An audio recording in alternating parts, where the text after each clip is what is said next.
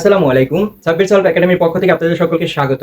তো এই দেখেন চাকরি পরীক্ষার গুরুত্বপূর্ণ একটি গণিত সমাধান করি। দেখেন এখানে আছে কি 8, 8, 7 ও 14 এর তৃতীয় রাশি কত? দেখেন ভাইয়া এখানে রাশি বের করতে বলছে, তৃতীয় রাশিটা বের করতে বলছে। এখন ভাই এই টাইপের গণিত যদি আমাদের আসে তাহলে আমরা একটা সূত্রের মাধ্যমে করব। কিন্তু দেখেন ভাই এখানে আমাদের প্রথমে পদটা বের করতে হবে। তাহলে এটা স্বাভাবিকভাবে আমরা জানি প্রথম পদ যেহেতু প্রথমে আছে, তাহলে আমরা এটা প্রথম পদ জানি। এটা জানি কি দ্বিতীয় পদ। এখন দেখেন দ্বিতীয় পদ যদি জানি, এটা তৃতীয় পদ, আমরা 14 জানি কি তৃতীয় পদ। কিন্তু ভাই আমাদের বলছে কি তৃতীয় রাশি নির্ণয় করতে বলছে। তাইলে আমাদের তৃতীয় রাশি যদি নির্ণয় করতে বলে তাইলে আমরা স্বাভাবিকভাবে জানবো কি এটা আমাদের 14 আছে কি চতুর্থ পদ, চতুর্থ পদ। তাহলে দেখেন প্রথম পদ 8, 7 হয়েছে দ্বিতীয় পদ, আর চতুর্থ পদ হলো কত আমাদের 14, কিন্তু তৃতীয় রাশিটা নির্ণয় করতে বলছে। এখন দেখেন এখানে যদি চতুর্থ রাশি নির্ণয় করতে বলতে তাহলে আমরা এই 14 কে ধরে নিতাম কি তৃতীয় রাশি। এখন দেখেন ভাই এই টাইপের গণিত আসলে আমরা একটা সূত্রের মাধ্যমে সকল গণিত সমাধান করতে পারবো। যেমন সূত্রটি হলো প্রথম রাশি ভাগ দ্বিতীয় রাশি। এখানে প্রথম পদ বা দ্বিতীয় পদও লিখতে পারো, ইকুয়াল এখানে লিখবো তৃতীয় রাশি ভাগ চতুর্থ রাশি। এই একটা সূত্রের মাধ্যমে আমরা এই টাইপের যত রাশি নির্ণয় করো, পদ নির্ণয় করো, এই টাইপের সকল গণিত সমাধান করতে পারবো।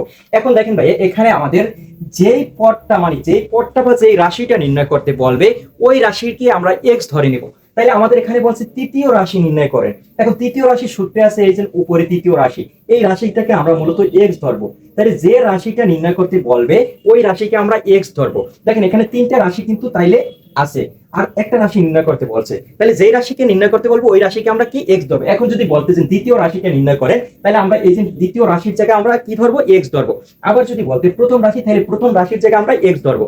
এখন দেখেন আমরা মানটা বসিয়ে দেই, বা দেখেন প্রথম রাশি আমরা কত পেয়েছি 8, আর দ্বিতীয় রাশি কত ভাইয়া 7, ইকুয়াল। আর এখানে তৃতীয় রাশি আমাদের বের করতে বলছে, তাই তৃতীয় রাশির জায়গায় আমরা এক্স দিব। আর চতুর্থ রাশি আমাদের দেওয়া আছে কত ভাইয়া 14 দেওয়া আছে। এখন দেখেন এখান থেকে আমরা পরবর্তী লাইনে আমরা আর গুণন করবো, তাহলে 8 আর 14 আর গুণন এবং 7 আর x আর গুণন। এখন যেটার সাথে চলকের মান আছে ওইটা আমরা আগে প্রথমে আমরা আর গুণনটা করবো। তাহলে এখানে চলক আছে 7 আর x, তাহলে আমরা লিখতে পারি বা 7 আর x যদি আর গুণন করি তাহলে 7x ইকুয়াল।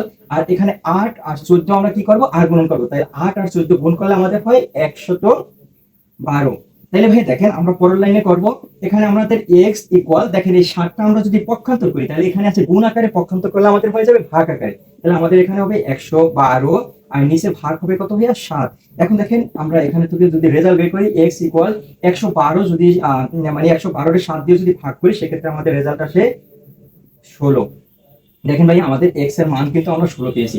এই 16টা আমাদের কি হবে, তৃতীয় পদ তৃতীয় রাশি। তাহলে প্রথম রাশি 8 এবং দ্বিতীয় রাশি 7 এবং তৃতীয় রাশি কত ভাই আমাদের তৃতীয় রাশি এই যে 16, x এর মান আমরা 16 পেয়েছি। এই 16 হলো আমাদের তৃতীয় রাশি। তবে আশা করি ভিডিওটি বুঝতে পেরেছেন। তারপরে যদি বুঝতে অসুবিধা হয় অবশ্যই আমাকে কমেন্ট করবেন, আরো ক্লিয়ার ভাবে বুঝিয়ে দেবো।